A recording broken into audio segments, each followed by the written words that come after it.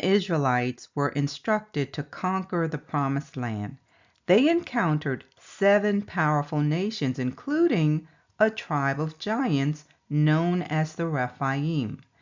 These powerful adversaries posed significant challenges during their conquest.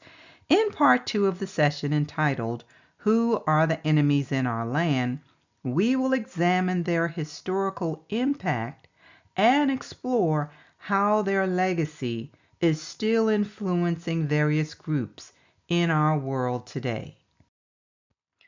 Now, in the last session, we looked at the Hethites, also known as the Hittites, and discovered that there were various groups using that name.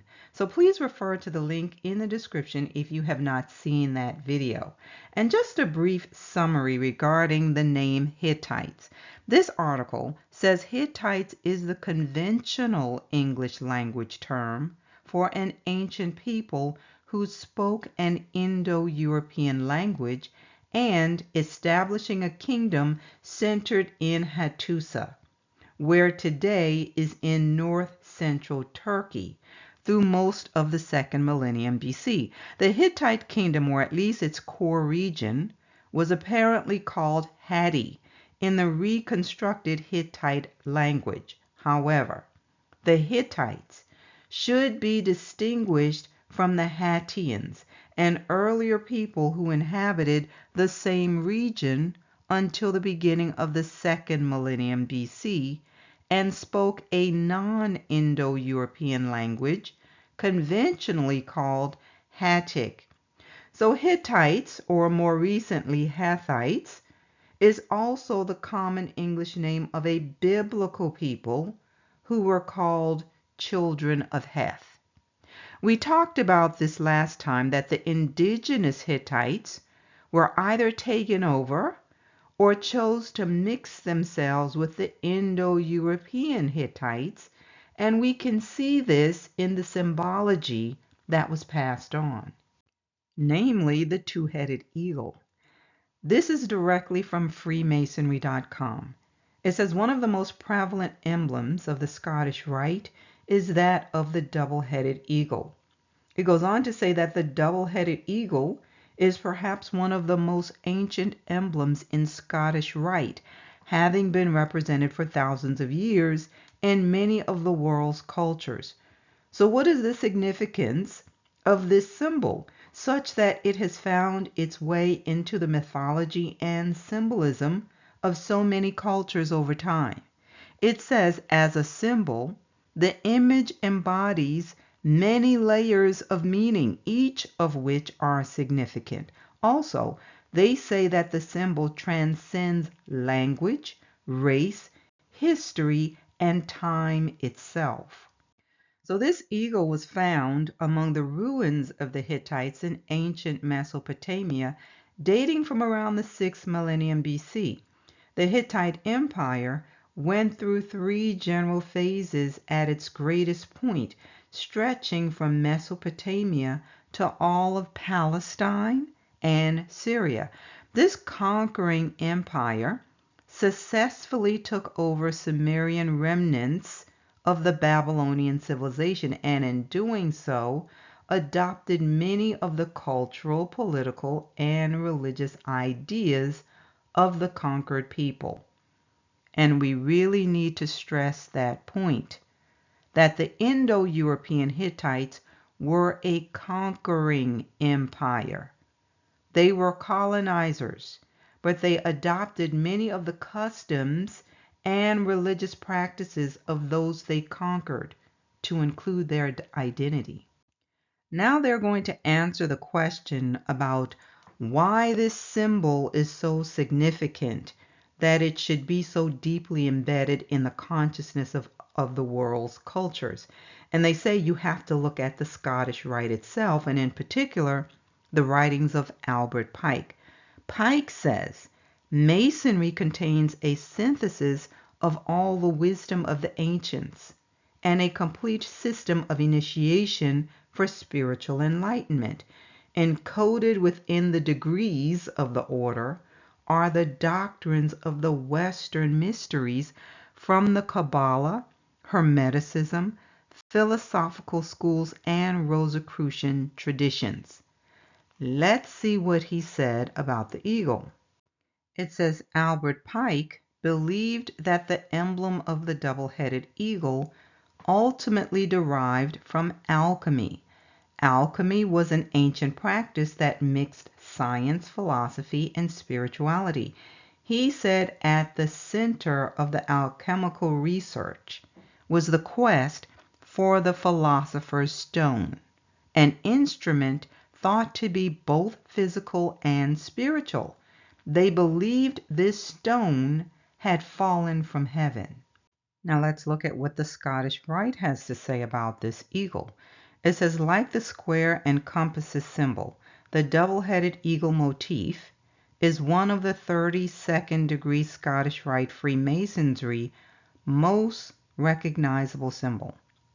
Ever since its establishment, the Scottish Rite has adopted the double-headed eagle as its emblem. Here we delve into its origins and significance today. They say the double-headed eagle symbol existed long before the birth of the Scottish Rite. Theories have circulated that the emblem must have originated as far back as ancient Mesopotamia. It was during this time that various polycephalous or multi-headed beasts represented either villains or heroes in ancient legends and mythologies. So you see the image on the stone from ancient Mesopotamia, and on the right, this is the emblem or the symbol for the Scottish Rite. Now here you can see the double-headed eagle displayed on their apron, and it says the double-headed eagle continued to make appearances throughout history. During both the Roman and Byzantine empires, the symbol was represented on imperial flags and was an emblem for power and dominion. During the medieval era in Europe, particularly in metalwork, embroidery, and knighthood, the double-headed eagle gained prominence once again. Most commonly, the symbol was used in heraldry. The royal families of Russia during the 15th century displayed the motif with pride. During the 18th century, the double-headed eagle was used in higher degrees in France as the emblem of the Kadosh degree. And here you see it displayed on a cap on the right. So pay attention to folks who are displaying this emblem on rings, jewelry, clothing, and caps. That'll give you an idea about who you're dealing with. Now I want to refer to 1 Enoch 89, specifically verses 1 and 2. The chapter is called the Animal Apocalypse, and it describes unclean birds such as eagles, kites, and ravens, and these unclean birds are devouring sheep. The sheep is representing the nation of Israel. The birds are devouring the sheep, and it leads to the sheep becoming diminished. The rest of the chapter talks about the judgment of the shepherds who were supposed to be caring for the sheep. The sheep are ultimately consumed by these birds. But don't miss the fact that in verse 2, it tells us that the eagles are leading these birds. The eagles are leading the other birds. We need to pay close attention to eagle nations and their connections to each other. Look at this from Athens News. It says Erdogan said that the two-headed eagle is a symbol of Turkish foreign policy. The Hellenic Daily News is confirming that. It says Erdogan was speaking to the parliament and he invoked the Byzantine emblem, the double-headed eagle, and he described it as the Turkish symbol. He said the emblem is part of the Turkish heritage, and it looks to both the West and the East, as does his country. Have you ever wondered why Turkey is the only so-called Middle Eastern country in NATO? Look at this list from NATO's website. It says at present NATO has 32 member countries. These countries, called NATO allies, are sovereign states that come together through NATO to discuss political and security issues and make collective decisions by consensus. Now, this article is going to talk about the nation that resembles Turks the most, and the results show that they are most closely related to people living in the Tuscany region of Italy. The second country identified with this close relationship is Spain. This article from Developmental Medicine and Child Neurology says the region of Anatolia has been the fertile source of many different cultures and traditions throughout history. I'll drop down. It says several distinct Anatolian civilizations have emerged over time from the pre-Roman period to the Byzantine era. Listen to this. Early roots of Christianity began in this region in the 3rd century. Let me say that again. The early roots of Christianity began where? In the region of Anatolia. This article from Greek City Times tells us what happened on May 11th, 330 AD. Byzantium was renamed Constantinople and assigned as the new capital of the Eastern Roman Empire. So they moved the seat of Rome to Turkey. The article says this act helped transform it into a leading city of the world. Constantine led a grand procession through the streets of the new city to the base of a new imperial column at Constantinople's center to officially sanctify the city as the new center of the imperial Roman world. Byzantium was colonized by Greeks from Megara in 657 BC and remained primarily Greek-speaking until its conquest by the Ottoman Empire in 1453 AD. Constantine the Great, as they call him, the Roman emperor from 306 to 337, was the first Christian emperor and transitioned the empire from paganism to Christianity. If you're in the know, you already know that they didn't really transform it from paganism. It remained a pagan religion. Let's keep going.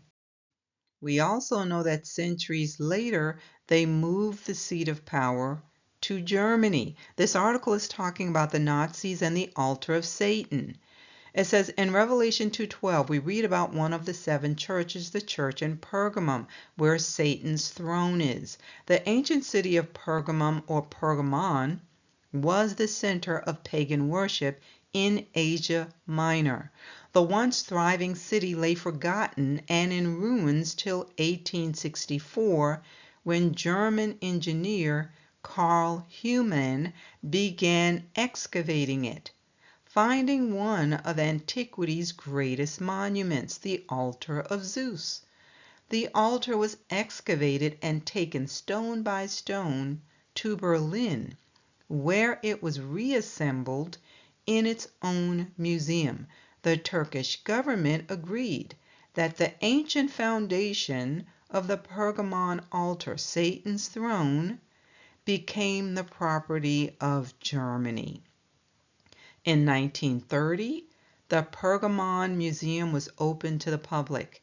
A few years later, the Nazi Party's chief architect, Albert Speer, was commissioned by the new Chancellor, Adolf Hitler, to design the parade grounds for the party rallies in Nuremberg. Speer turned to the Pergamon altar for inspiration, using the altar as a model. Speer created a colossal grandstand known as the Zeppelin Tribune. In the following year's mass rallies, Hitler descended down the steps like a tribune in ancient Rome. Most of Nuremberg rallies were held at night. The grandstand was surrounded with 150 searchlights, and the light columns extended for a mile in the sky, creating the mystical effect Hitler wanted.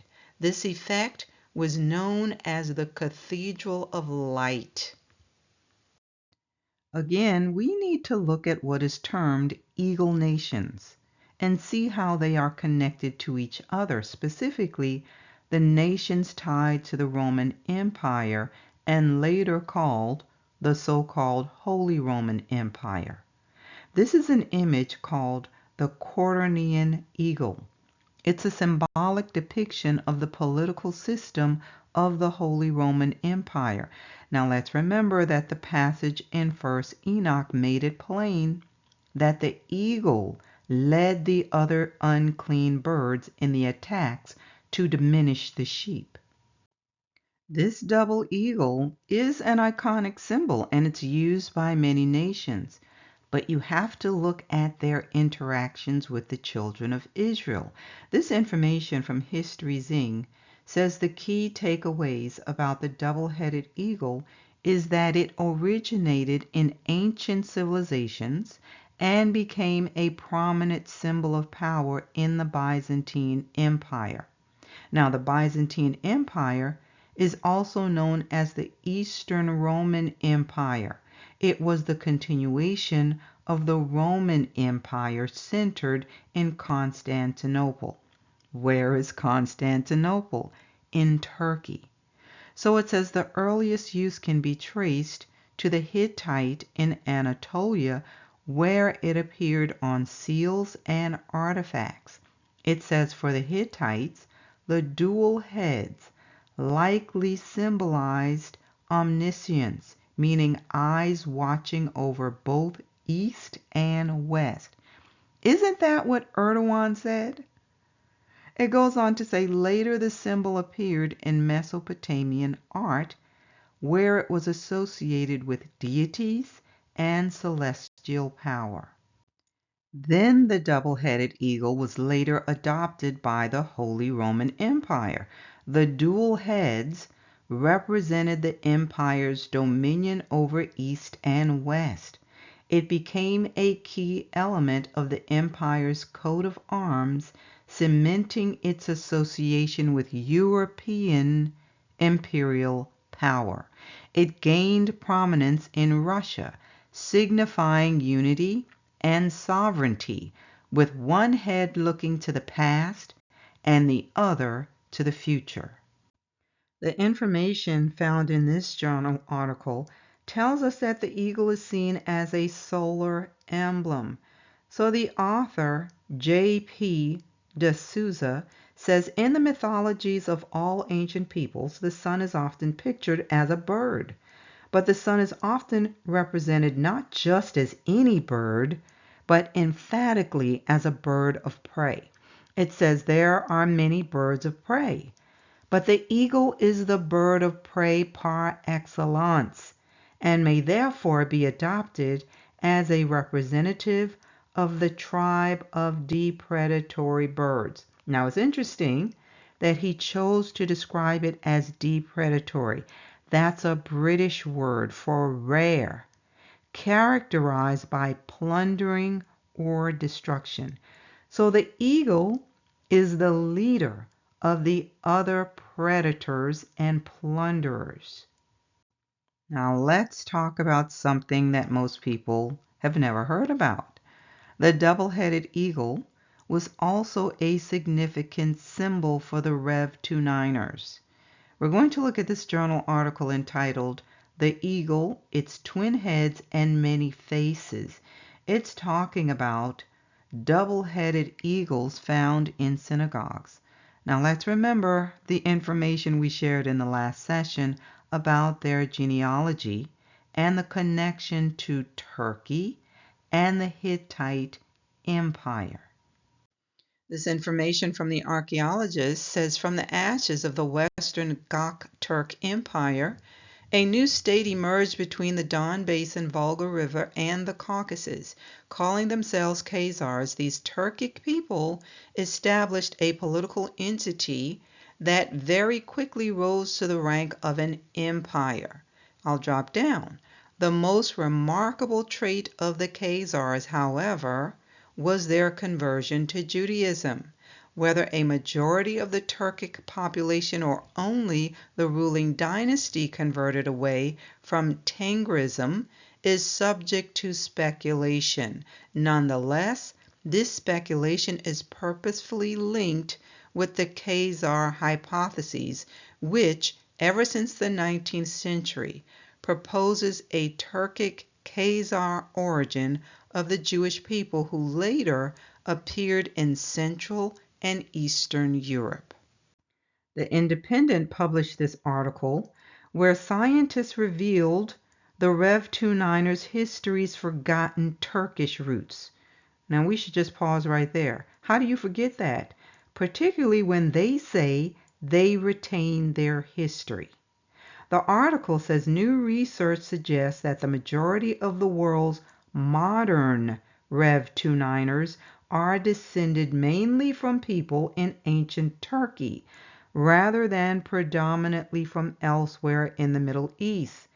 The research suggests that most of the Ish population of Northern and Eastern Europe, normally known as Ashkenazic, are the descendants of Greeks, Iranians, and others who colonized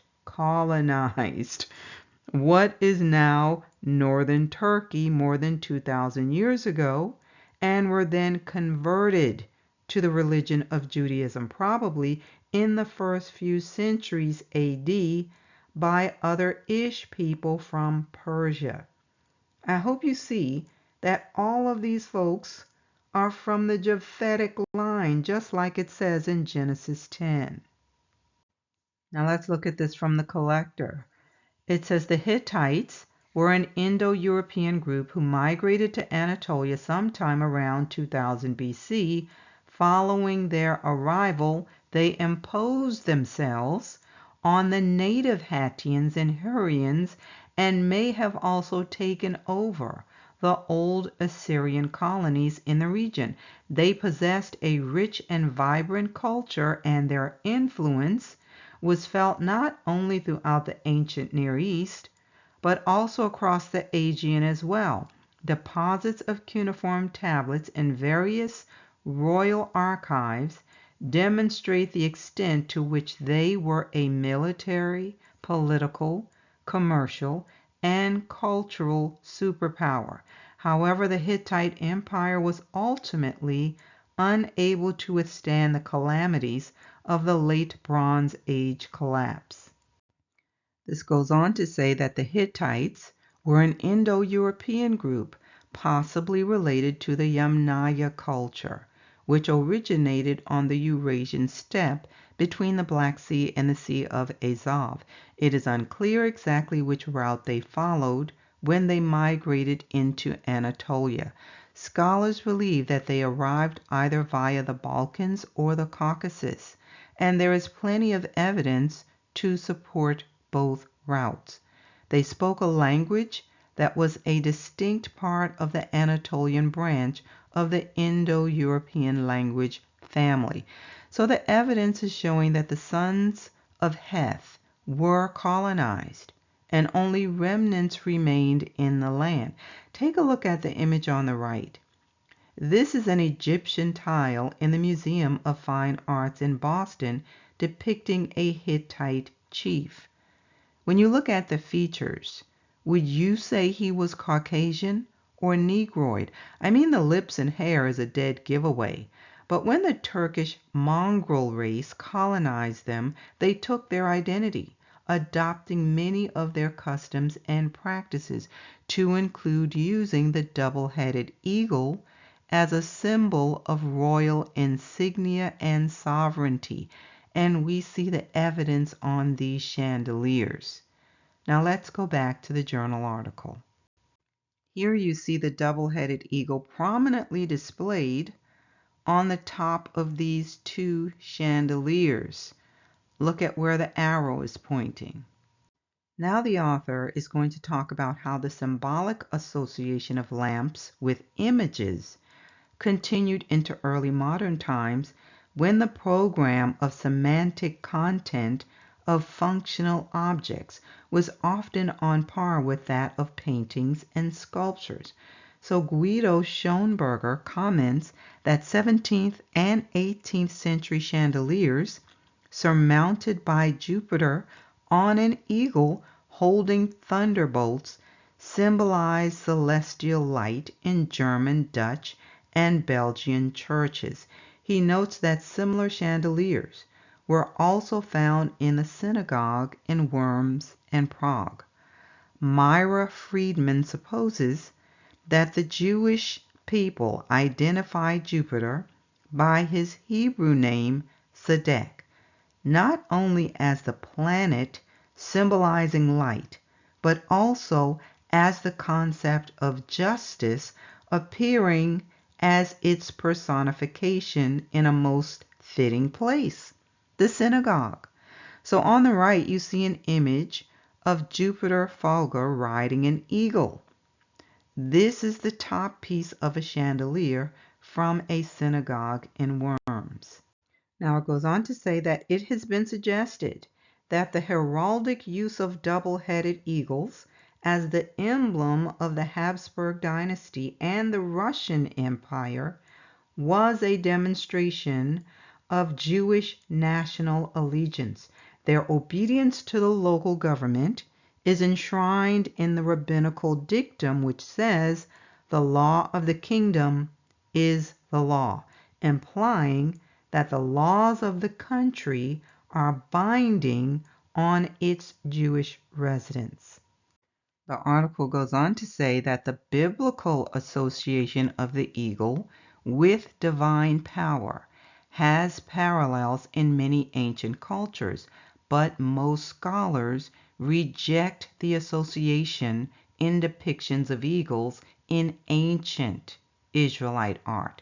I'll drop down. It says the divine aspect of the biblical eagle emphasized by medieval Rev. 29ers exegetes inspired the image of an eagle in the painting of the Binding of Isaac in the Regensburg Pentateuch of the 1300s from Bavaria.